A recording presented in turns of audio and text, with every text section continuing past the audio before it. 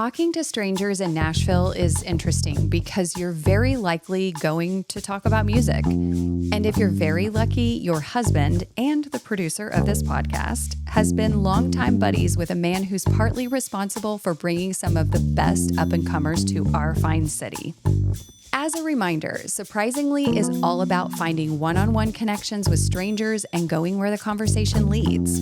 As a primer, today's guest is Dave Brown, co-owner of Nashville's The Basement East, and Low Bar. The OG Basement, as it's known locally, has quite literally helped put giant names on the musical map. Before they were huge household names, Dave saw them on his little stage. I met Dave about 11 years ago at a punk show he was hosting at the original Basement, but listeners, I do not know this man. I'm your eternally sweating in the pits host, Bridget Denahan. Join me for this listen, where Dave talks about the magic of getting to witness rising stars like St. Paul and the Broken Bones, Maren Morris, Sturgill Simpson, and Kacey Musgraves.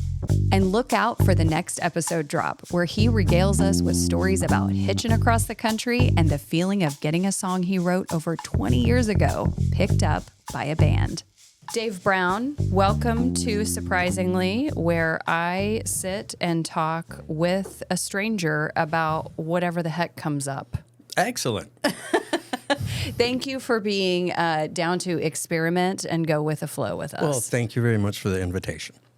I always do this when we start with a new guest, and that is I say if you're a complete stranger, if we have a connection in common, etc. And we do indeed have a connection in common. We have a connection. Dave, do you want to tell the good people, the 3.5 people who are listening to this very baby podcast, what our connection is? Well, our connection dates back to the 1990s. So old, long ago. I know. It's almost like ancient, like dinosaurs were roaming the earth. Yes. But that's where I met your husband, Jonathan, back in the Chattanooga music scene, way back when.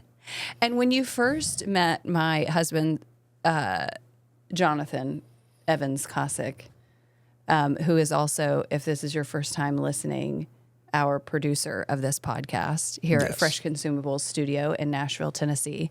What did you think when you first met this man?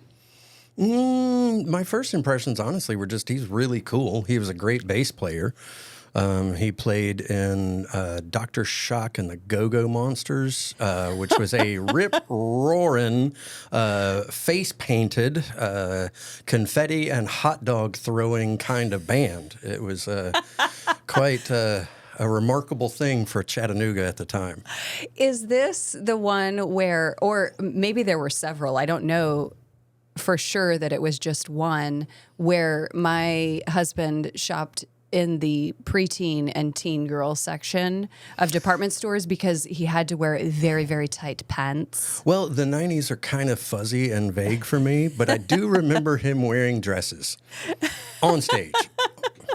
Listen, a man in a skirt or a dress It's called a Scot? is called a Scot, yeah. And in fact, that reminds me of a very quick story, which is that this man worked very hard on our very first date to show up in a skirt. He borrowed an actual Scottish kilt from a friend, and he was in a hot panic trying to get it ironed for our first date because I think I had mentioned when we were like getting to know one another, and I didn't know if he liked me as more than a friend, and he didn't know if I liked him as more than a friend. Mm-hmm. But I think I had made mention that I do like a man in a skirt, and so he was working really hard to be a man in a skirt. You ended up wearing pants, didn't you? That kilt had so many pleats, and that would have taken me a day. It would have taken you a day. I remember, I think I came over to your apartment, and you were like furiously trying to like iron the wrinkles out. Did it matter though? Even though you wore pants, did I still get in them? Listeners, I don't want to call myself a loose lady, but it happened very quickly. Who can blame you? Who could resist him? Have you seen this guy? You said he was cool. He's also very sweet and very, very funny. And smart. He's like the whole package.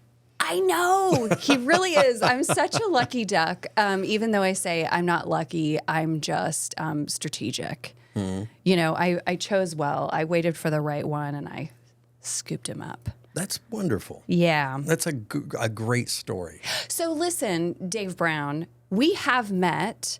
I believe to my recollection, it was when we first moved to Nashville, Tennessee, and I was very early birdie pregnant with our one and only beautiful daughter. And we came to like a punk show that you were hosting. Will you please tell our listeners, when I say you were hosting, what does that mean? You are a business owner. Yes. Tell the good people. Well, it was at the basement, the original basement on 8th Avenue South. And do you want to pause to go ahead and brag about, speaking of cool, how cool the basement actually is?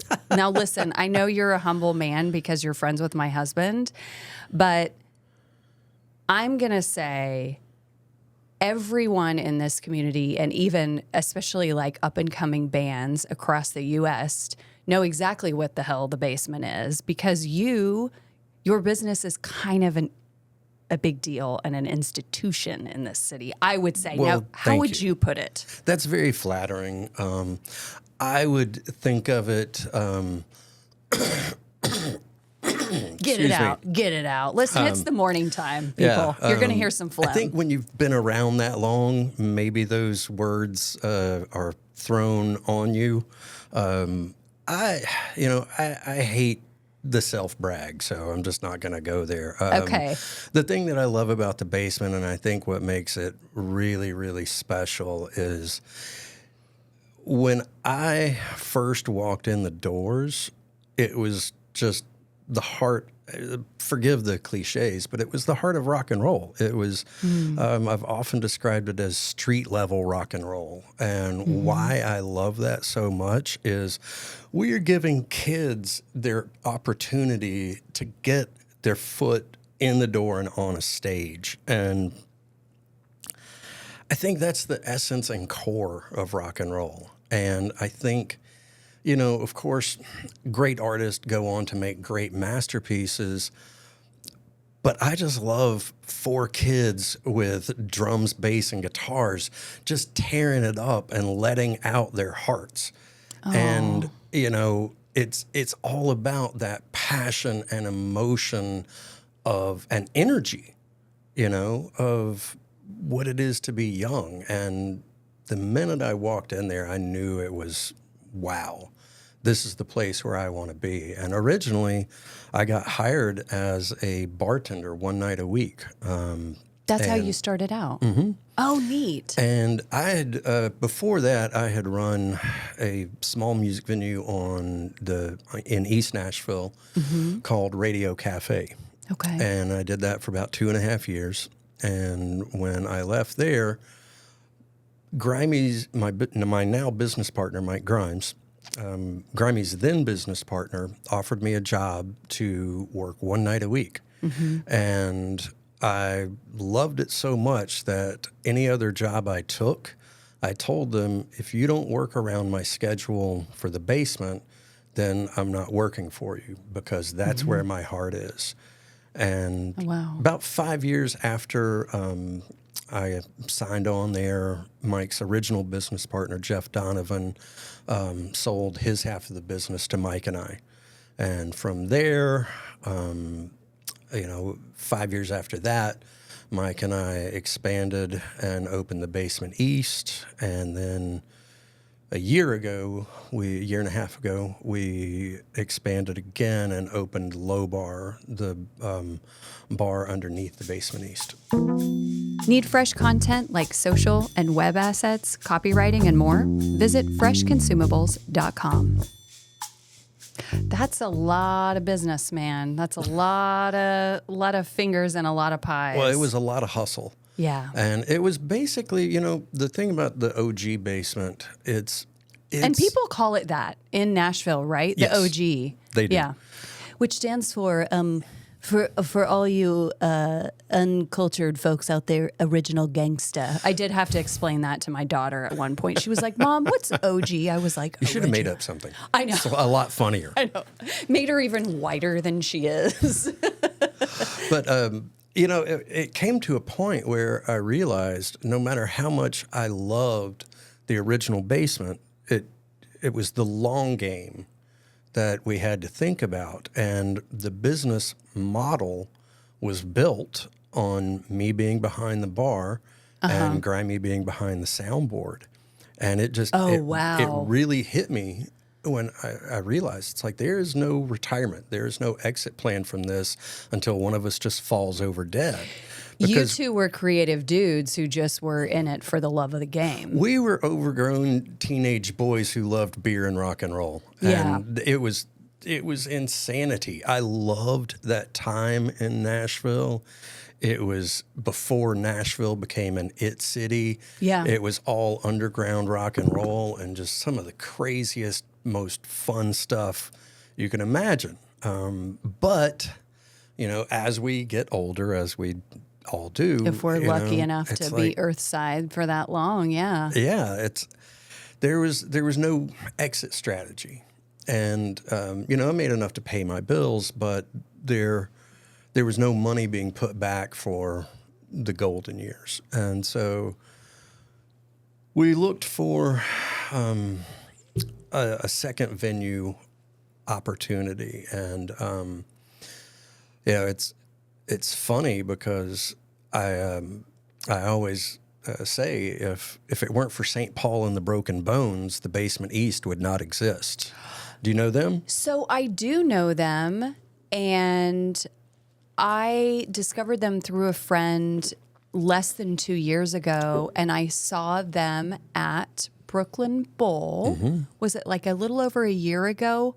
Holy shit, that white boy can sing. Well, they were playing at the Baby Basement before any of the bigger venues, we had them on their way up. That's another thing that I love about the OG is you get to catch bands really on their way up, and you get to see some really special shows with people, 5 years after that or a couple of years after that, They're you might have to pay spaces. $50 a pop to go see them in a much, much bigger venue. But well, Dave, let me ask you this because, and I know I heard you when you said you don't like to brag, but for people who may not live in Nashville or are familiar with our music scene, you and your business partner have built such an institution in this community musically that, you were on the cusp of these bands becoming big back in the day, just as part of it, right? Like you're just swimming in the creative soup. And so you organically became part of it. And now, correct me if I'm wrong, but what I've heard is you're now considered like a checklist item for young bands. Like they want to play your rooms because of the reputation that you've built, because they also know that bands on their way up play at your places. Well, that's that's flattering. what I've heard, and I'm not even like tapped into the music scene, and I know that, and not just because I know him. It's because I hear other people talking about it in town. So that's hella cool, man. It's it's flattering, and I'm glad that people see us that way. Like I said, for me, it's just I guess the biggest compliment we get from time to time. Old school people will walk in and say, "Oh my gosh, this reminds me of CBGB's." And to me, that's the greatest compliment we could ever get. Well, I think, like I said, from what I've heard, that's what it sounds like. That it's like it's a small room, but like that's where you want to be. If 100 you're people serious. packs it out. Yeah. So tell me, and we don't have to talk about this the entire time, but by golly, when you are known in this community, we can't skip it. You talked earlier about just having some of those great memories. Lay a few on me. I mean, what are some of your like golden moments in your early career? You mentioned St. Paul and the Broken Bones. Mm-hmm. Did I say that right? You did. It's a long name. What are some others that you're like looking back on, like that was it? One of the ones that really stands out because I got his newest album yesterday, Sturgill Simpson. Oh, yeah.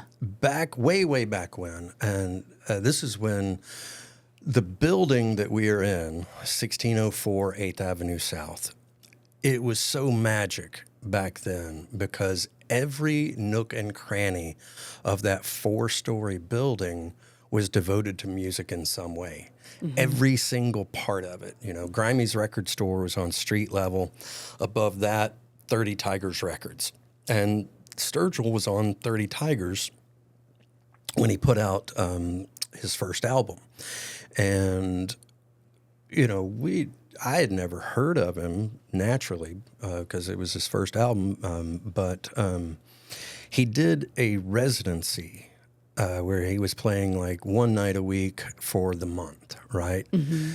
And by the second... In your space. Mm-hmm, mm-hmm. In our space. And by the second night, there was so much buzz and so much talk about this guy Sturgill that the third night I said, man, I got to come down and check it out. Yeah. It wasn't on the night that I was working. And oh my gosh, he just floored me. Even then, it was just so apparent that he was the real deal. Yeah. It was just, that's what makes it worthwhile for me, when you're standing there and you forget yourself and you're so in awe of what is happening, and it's your inner 15-year-old saying, oh my God, this is the greatest stuff I've ever heard in my life. This is amazing. And that's what it was like, watching Sturgill. And, funny story about the Sturgill residency. We had to scramble for an opener one night. And Mike said, well, I'm going to call that girl that just moved here from Texas who was hanging out last week. And Maren Morris opened for Sturgill Simpson when neither of them had a national Two recognition. pennies to rub together, probably. I suppose, but you get stuff like that, or that Maren Morris, she's a spitfire, man. I like that little gal. Yeah. And it's funny because all I really remember about Maren is she was just the nicest, sweetest person. Yeah. I dealt with her with, like her coming up to the bar and saying, hey, can I have a beer? Mm-hmm. And just talking for a few minutes. She was such a nice person. She, Don't you just love when you see people who are nice and kind becoming successful? Isn't that beautiful? It is, and when you're on the inside sometimes, you meet some assholes. I was wondering if I could say that. You for sure can. I'm a cursor, honey. I have to clean it up I don't have to, okay. But I clean it up for this podcast. But depending on who I'm sharing space with, I can really let her rip. Well, I had to deal with one of my songwriting idols in my face, screaming at me. Where you at some point you have to realize, kind of like any walk of life, 10% of the people might be jerks. And just not cool people. Yeah. 90% of them are wonderful. 90% of them are just, everyday people trying to get through their lives just like we do, I'm convinced the 5% of the 10% of assholes too, just either have trauma or undiagnosed things, and they're not really aware. Now, the other 5% can kick rocks because they're fully aware that they're dicks in every room that they're in, and they refuse to change. I'm like, go to a therapist, please. Yeah. Have some growth. Have someone hold a mirror to you. Oh, yeah. I'm sorry that happened to you. So this was one of your heroes. Well, it's funny because he had not advertised the show on his website. He had not sent us posters. And then he was livid about the production clause, where that's a standard in Nashville. You know, part of the door goes to pay the sound guy and the door guy. And that's just the way it is. And basically expenses, because the house has expenses too. And if an artist comes in and has not promoted the show, nobody shows up, we lose money. So anyway, this guy was just up in my face screaming, red-faced, spit flying out of his mouth. And I said, dude, no names, dude, that's in your contract. And he ran back to the stage, and he was rifling through all these papers and pulls out his contract, and you can see him start reading, pulls out his phone and starts screaming at somebody else, you know. And he just wanted to scream at somebody, Dave. Maybe. To be fair, he had been back probably twice after that and was always cool, always nice, never brought it up, but was always really nice to me after that. Good. Did he apologize? Nope, never mentioned it. You know, Sure. too cool to do that. Yeah. You know, too cool to admit that you're... That his spit was going into maybe your mouth. Yeah. And you didn't ask for that. Yeah. Okay, so Sturgill, Maren, St. Paul. Give me one more. I'll tell you, the one that always comes to mind that, excuse me, it was just a fairly normal run-of-the-mill night. We had a songwriters round, which is 4 songwriters with an acoustic guitar on a stool, and songwriter number 1 does a song, then songwriter number 2, then songwriter number 3, and we have a lot of those as early shows, and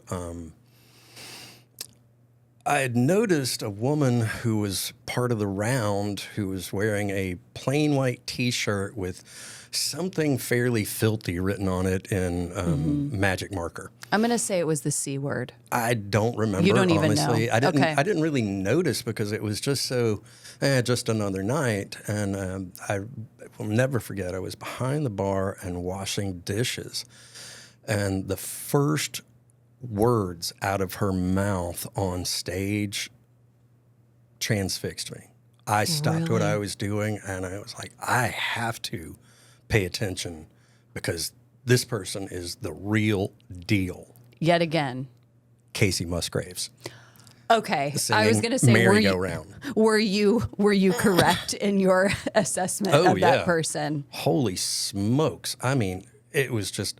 I don't know if you're familiar with her first album, but that song "Merry-Go-Round," it was the story of my family in rural Tennessee, and I actually haven't heard it. So what was the name of her first album?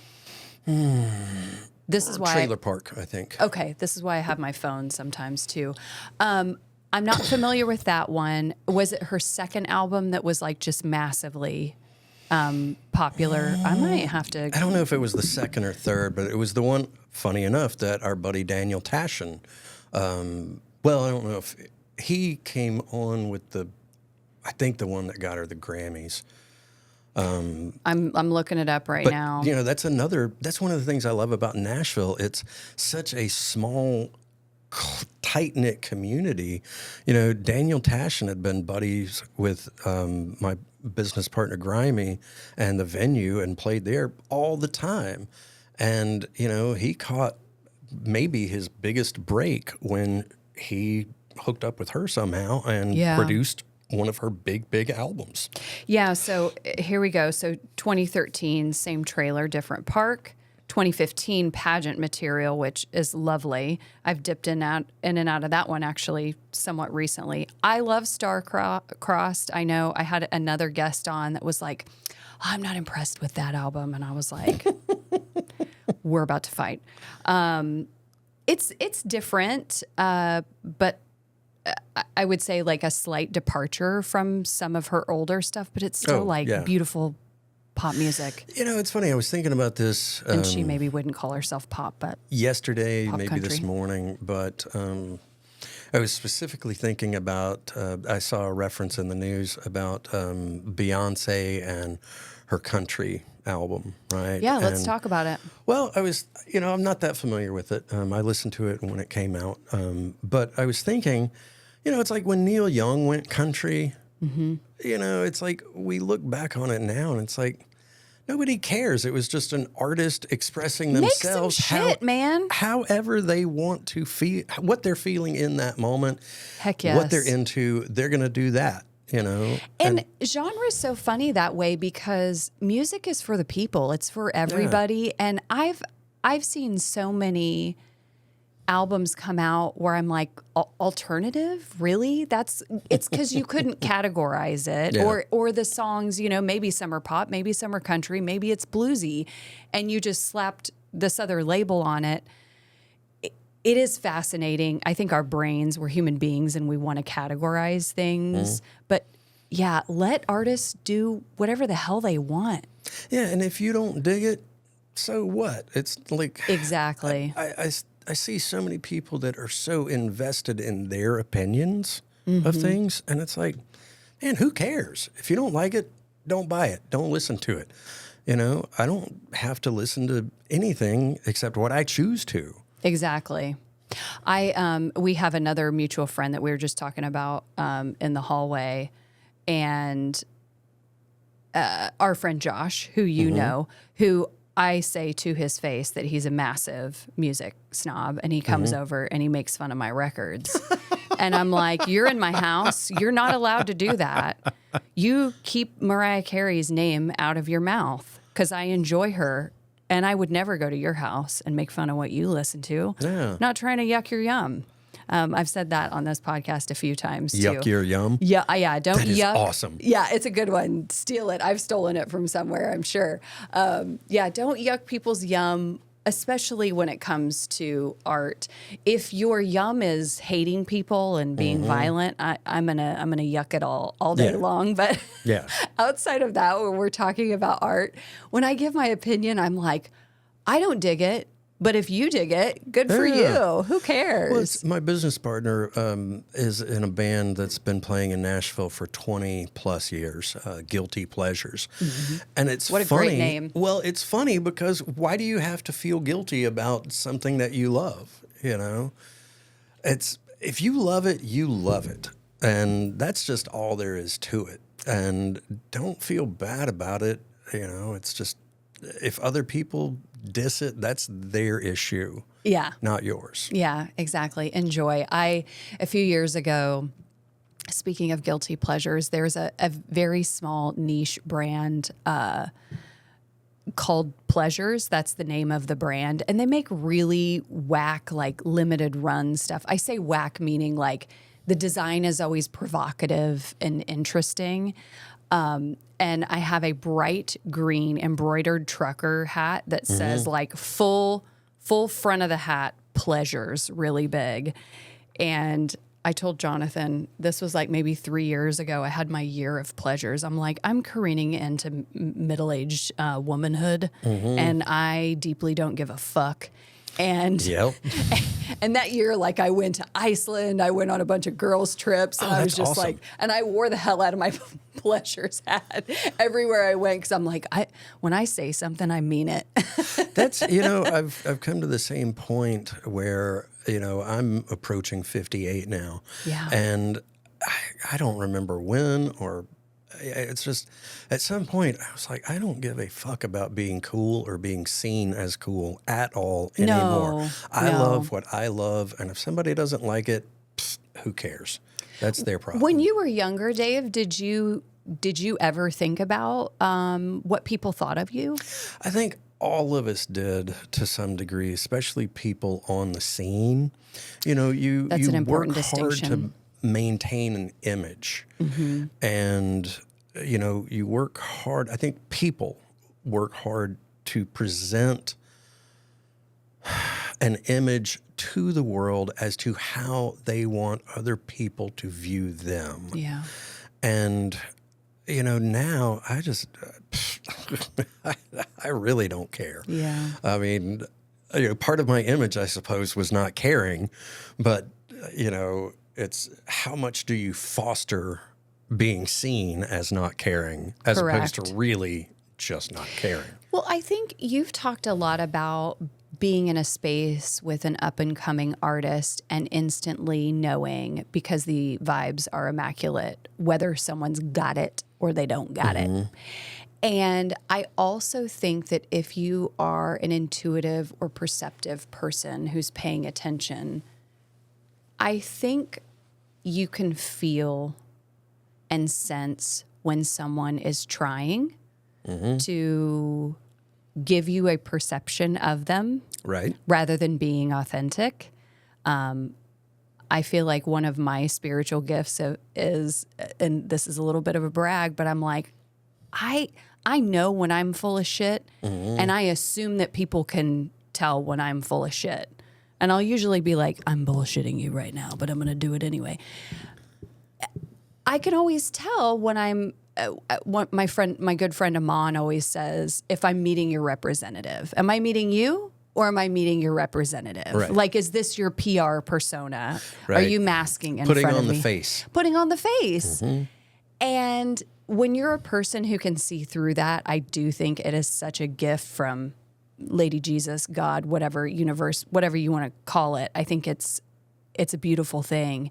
And I also think that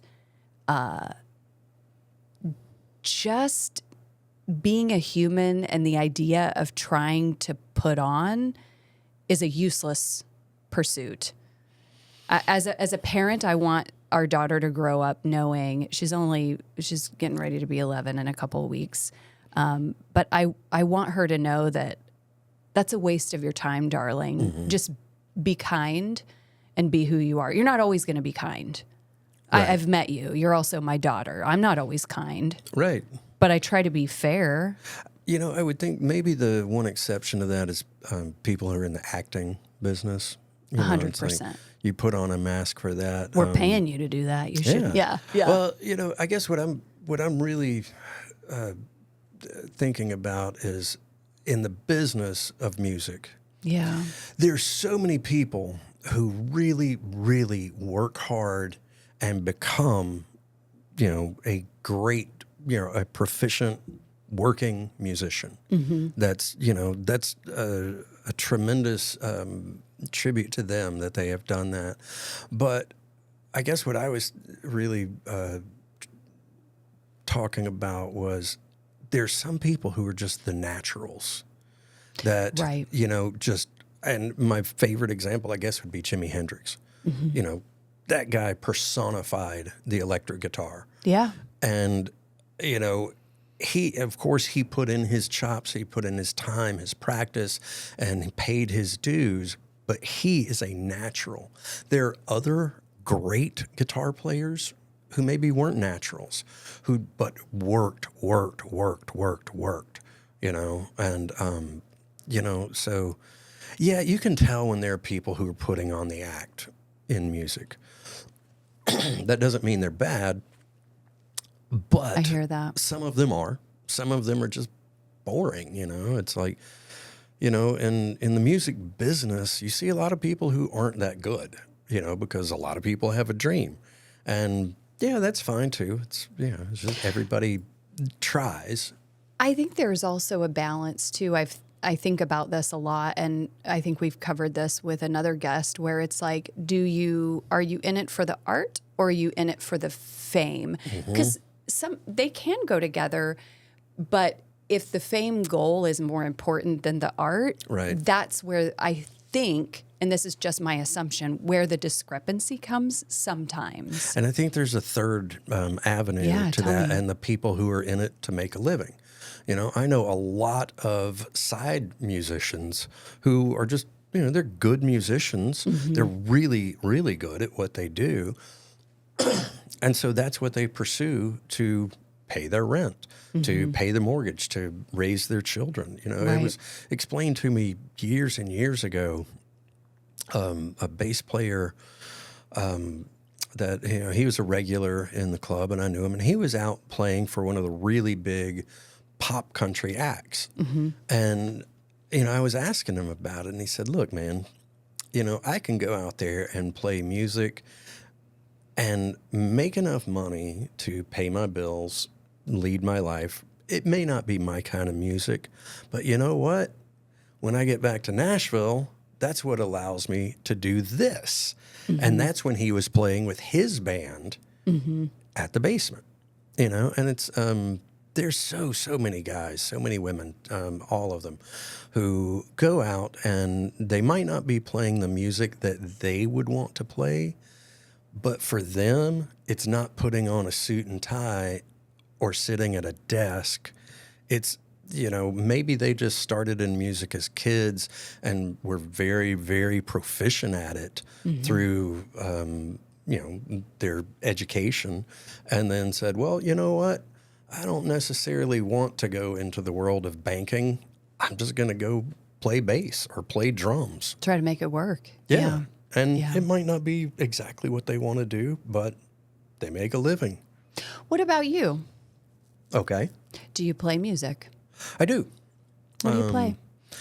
I play guitar. I was in bands back in the day when Jonathan was in Chattanooga. What were some of your bands? I played with a band called K.O. Stradivarius for 3 years.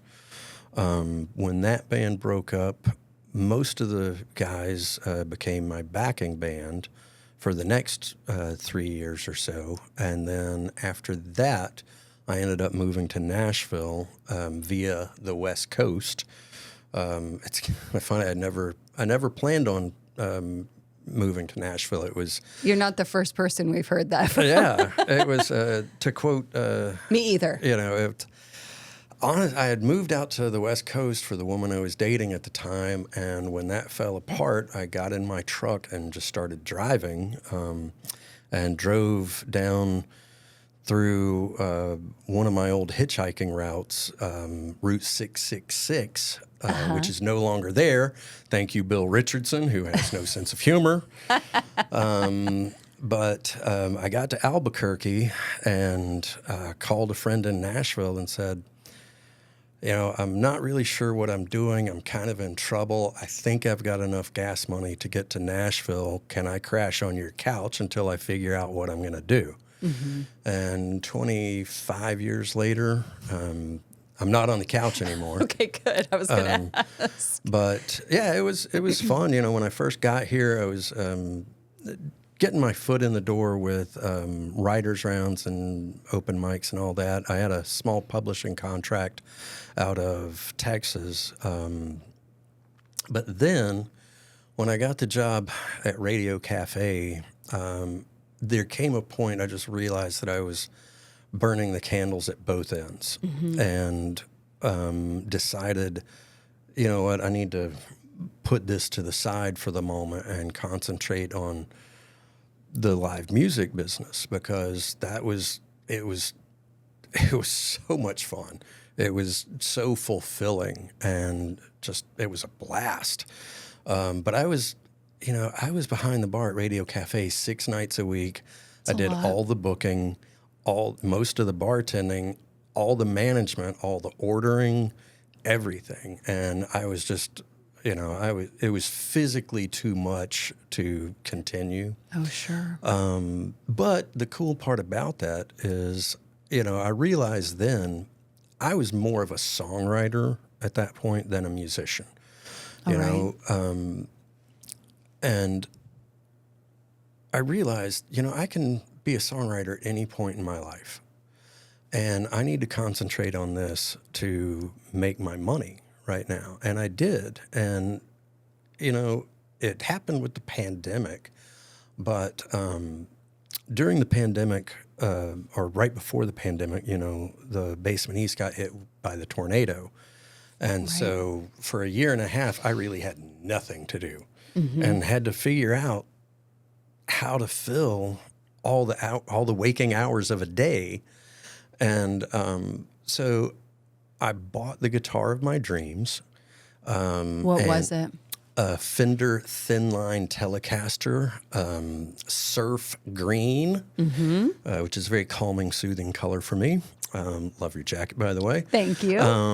So, you know, it was just one of those points where I realized, you know what?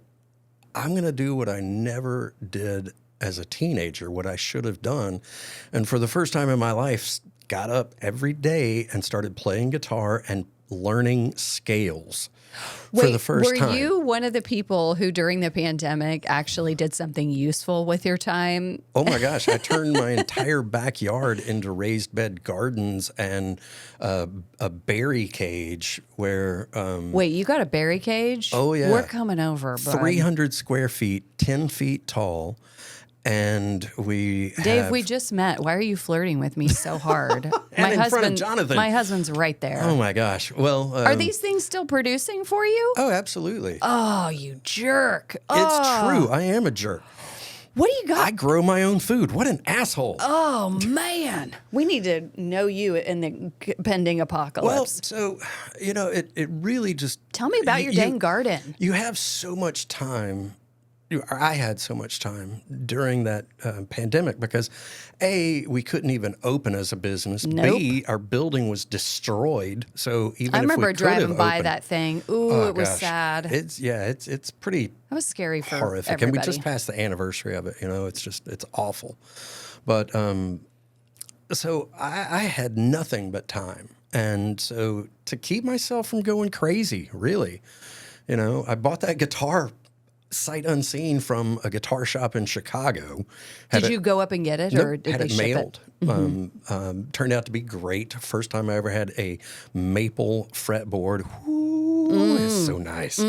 But so anyway, with the gardening part, my parents had always had a garden in the side yard. That's just how they grew up, and it's what you did. And I had always. Where'd you grow up? Chattanooga, Tennessee. I know that. I just asked that to pretend like I Right. didn't know that for the podcast, but now everybody knows. Well, I had always, since I bought my house in East Nashville in 2008, and had always had one little side garden, just for, kicks, whatever. And it really, like, the light bulb went off in my head where I was like, I've purchased this land. Who cares about grass? No one. For real. I mowed enough grass as a teenager to last a lifetime. Yeah. Don't care, don't like it. I didn't even have nice grass, Yeah. It was crab grass or whatever, Yeah. all the weeds and stuff. And so I just started building raised bed gardens, and it's maybe a third of an acre lot. And we have now maxed it out to where we have 9 full-size raised bed gardens in the back, several little 2-3 foot square garden beds, and the 300 square foot berry cage, which houses blueberries, blackberries, black raspberries, and raspberries. At the time, I had Dave. grapes, but they have since died. But it's. I built it because I would grow this stuff, and every year, 2-3 days before they would be ripe, you would walk out and they would all be gone. Yeah. Squirrels. Yeah. And so I had a friend come over. My idea, he put it into reality, and it's a 10-foot tall berry cage made from chicken wire. So birds and squirrels can't get in. And we eat a lot of berries in the late spring. Then I take all the excess berries and put them into a food processor, pour the pulp into ice cube trays, freeze them, and then we have, fresh berries in the tea or whatever after that. We also, I'm really happy about our hibiscus production. I had one major hibiscus plant in the back that after 3 spectacular failures trying to propagate it, I was finally successful. And now Good for you sticking in. we have 3 more in the front yard that, it's crazy the production that it gives us. 2 years ago, you pick the flowers daily and dry them. And it's, every single day you go You're through making this tea out of for this? weeks. And so 2 years ago, our biggest day was 18 flowers. Last year, it was 52. Oh, That's how much production it's. I mean, come over to the house. You'll go home with a lot of hibiscus if you like. I'm taking you up on this invite. We have had guests. Actually, another venue owner. I was like, when are you inviting us over there? We've gotten a lot of invites, but I'm telling you, you're the one we're taking you up on that. When you say we, are you partnered currently? Oh, my wonderful, much better half, Stacy. Stacy. Okay. And how long have you and Stacy been shacking up, living in sin? We've been together coming up on 5 years, living in sin 4. And that's kind of a Sexy. cool story, too. Please tell me. We knew each other. We went to 4th grade together. Oh, stop it, Dave. Way back when.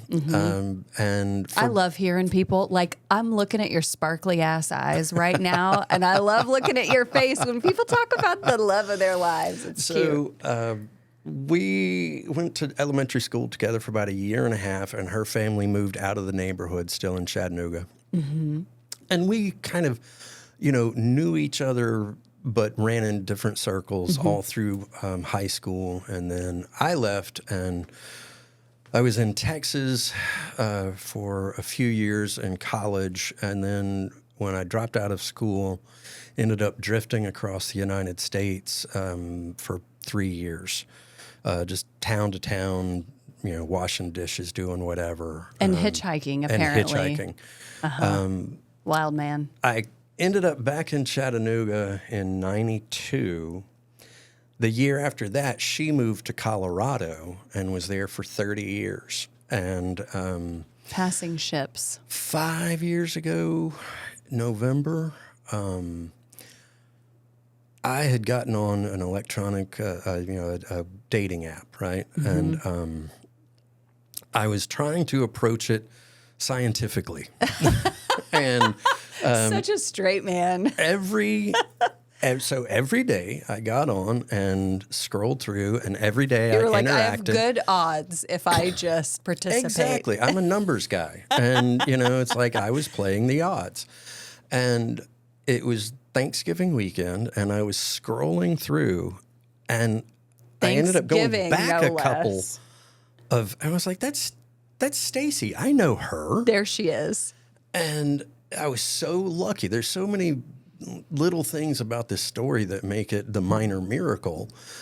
She had forgotten to turn off her dating app. She was traveling to go back to Chattanooga for Thanksgiving, was in Nashville to fly out the next day, had forgotten to turn off the app, and there she was on my page. And so I sent her a super like, which was the best $5 I ever spent. And, it was kind of like we were friends on Facebook. I knew that she lived in Colorado. It was Tell me, did you always think she was cute? Oh, always. Yeah. And not just cute. I mean, she's smart, funny, like yourself. Oh, and you're sweet. Intelligent. We've only just met, but I mean, he can vouch for me. That's true. It's pretty good. I take his word for it. Yeah. She and her sister were having a margarita. They had just left their dads, who lived in Nashville, and they were having a margarita at Del Fuego, I think, or El Fuego, and In East? Mm-hmm. Yeah. East Nashville. Okay. And, on Gallatin. So she liked me back, or whatever it is, and we ended up talking via text the entire next day while she was traveling back to Colorado. And now she officially knows you think she's cute because you super liked her. That's absolutely true. She knows that anyway. I try to tell her every day. We kept talking through the week. And it was kind of weird because at one point I told her, I'm like, hey, this is really cool, but I just got out of a long distance relationship, and I'm seeing a woman in Nashville that I met on this app, and I want to see where that goes. And she said, totally How many respect dates that. in were you with this other gal? Do you remember? It was approaching the third date, and this is where but not it's not been 3 months. it wasn't super serious. Yeah. So Good for you. We love a man who discloses. Thank you. She said, "Hey, I totally respect that. No problems." And it just coincided, like I went on the third date with this woman, and she was really, really smart, very intelligent, but didn't like music. Oh, And it was like, I've met a few of those. Are you from Take it or- Mars? What happened? Can take it or leave it. Yeah. Yeah, I had a college roommate like that. Yeah. And, but anyway, at just about the same time, Stacy texted me and said, "Hey, tell this other woman to take a hike. I'm your lady." Ooh, And Stacy, you naughty minx. hey, I love it. I love it too. And I'm very lucky that she did that. I'm super thankful that she did that.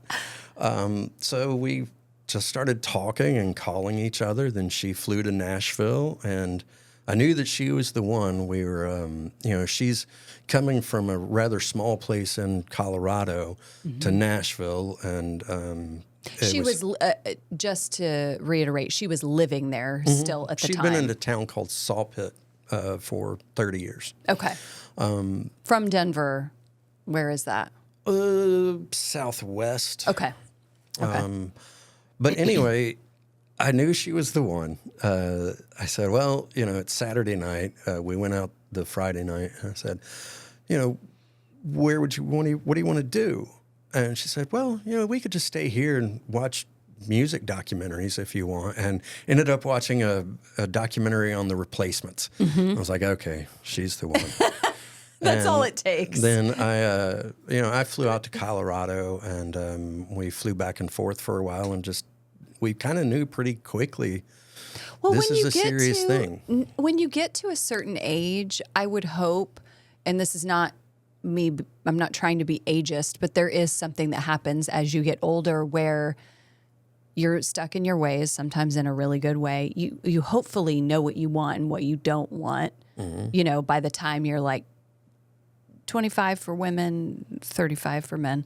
And then you go from there. And so when it happens, you're like, this feels nice. And I like this. And I'm going to put in the effort to make it work. Yeah. Was she also kind of hook, line, and sinker as well? I hope so. Well, she's still here. I think so, yeah. Yeah. She was. And it was a mutual thing. I mean, seriously, I think after she flew here in January, and by February, we both just said, all right, we need to make this happen. And that September, I flew out to Colorado, and we packed up her car and drove to Nashville. Aw. Now, does she have children or pets? She has a wonderful daughter who is now 25. So she's grown. The cool thing is, she ended up moving to Nashville. She was going to school in New York City and graduated, and then went to California for a bit, and then decided to move here. And it's worked out really well. She lives 5 minutes away from us. Oh, neat. Yeah, she comes over for dinner, and she's really, really enjoying Nashville. Oh, I love that. And where is her father still in the picture? Unfortunately, he passed away in a snowboarding accident about 5 years before Stacy and I reconnected. Oh, wow. Yeah. How was your how was his daughter's process through that and Stacy's process through that? Do you think by the time you met her, she had worked through the bulk of that grief, or is it? I think so. I don't think that's something anyone ever truly gets past. You don't. It's when something that horrific happens, that's going to be a part of you forever. You know, that's. Were they together when? Yeah. Oh, Yeah. okay. Yeah. It was tragic. It was horrifying. Yeah. But moments like that can turn your life. And that's one of the things that happened with my life. When I was in college, someone I was very, very close to, probably my closest friend, was raped and then beaten to death with a 2x4. And A woman? yeah, it sent my life into a spiral, and that's what led to me dropping out of college. Really? Yeah. And it was the kind of thing where it stripped away all the illusions I had about life. I guess not all, but it made me realize I was in college and I was miserable. I hated it. I didn't want to be there. Music and writing were the things that I loved most in life, and it just made me realize this can all be gone in an instant. Mm-hmm. And if you're not living every day pursuing what you want out of this life, mm-hmm. you're the one that's losing the game, if you will. And, my girlfriend in college at the time, we were out walking one night and she basically just said, what if this life is the only go round you get? You better make it worthwhile. Mm-hmm. And it's kind of funny in the long run. I moved away from campus, away from all of my friends, and was reading and diving into the arts so much that my grades were suffering. Mm-hmm. I was kind of spinning out of control, and two of my professors had an intervention. Really? And convinced me into dropping out of college. They were like, you have gotten everything out of this you can. You don't want to be here. Your writing reflects that. You need to go out into the big bad world and find what you're looking for. Our show is executive produced by Sherry Day, Farley Day, and John Arnold. Produced, edited, and engineered by Jonathan Kosick. Extra creative magic provided by other fine folks at our sister agency, Artists and Outlaws, including design by Josh Ford and digital management by Nate Hook.